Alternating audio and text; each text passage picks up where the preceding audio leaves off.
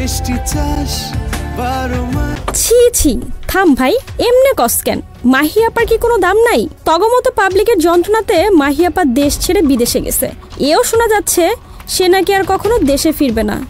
High high, এটা কোনো কথা হইল? শেষ পর্যন্ত রাগ কইরা মাহিয়াপা দেশে ছেড়ে দিল। ছেলে ফারিসকে নিয়ে মাহি দেশ ছেড়েছেন, আর ফিরবেন না দেশে। ঢালিউড থেকে রাজনীতির মাঠ পর্যন্ত কাঁপিয়েছেন এই অভিনেত্রী।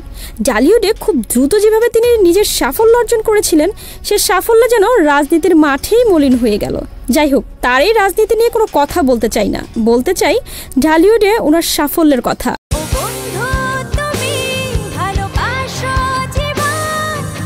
মাহিয়া মাহির জীবনের শুরুটা ছিল বেশ জমকালো। 2012 সালে জাজ মাল্টিমিডিয়া প্রযোজিত ভালোবাসার রং দিয়ে ঢালিউডে অভিষেক হয়।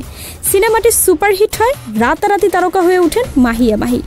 দর্শক যখন নতুন মুখের খুঁজে, ঠিক সেই সময় মাহিয়া মাহি হাজির দর্শকদের সামনে। এরপর একে একে অনেকগুলো ছবিতে কাজ করেন এই নায়িকা। তার উল্লেখযোগ্য ছবি পোড়া মন, তবুও মনে রেখো, ভালোবাসা আজকাল সিনেমায় তার ভাগ্যকে বদলে দেয়। 2014 সাল ছিল তার সোনালী জীবন। তিনি বাংলাদেশ ভারত প্রযোজনায় অগ্নি 2-তে অভিনয় করেও আন্তর্জাতিক পরিমণ্ডলে নিজের অবস্থান জানান দেন।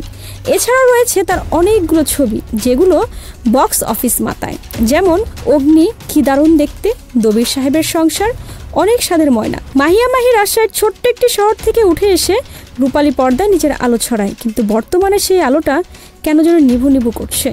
কিন্তু আসল কাহিনীটা এখনও বাকি আছে। মাহিয়া মাহি সবচেয়ে বিতর্কিত হয়েছেন ব্যক্তিগত জীবন নিয়ে। কম বেশি সবাই জানে ওনার ব্যক্তিগত জীবনের গল্প, কারণ বেচারি দুইটা বিয়ে করেও শেষ পর্যন্ত একটা স্বামীর সাথেও ঘর করতে পারল না। এছাড়াও রাজনৈতিক ব্যক্তিত্বদের সাথে ফোন কলের অডিও ফাঁস তো আছেই। 2016 সালে ভালোবেসে বিয়ে করেন সিলেটের বড় ব্যবসায়ী পারভেজ মাহমুদ অপুকে।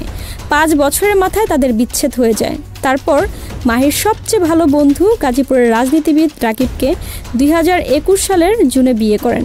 রাকিবের ঘরে স্ত্রী এবং 2 সন্তান থাকা সত্ত্বেও মাহি রাকিবকে বিয়ে করেন। সে সংসারে মাহির একটি পুত্র সন্তান হয়, যার নাম ফারিস।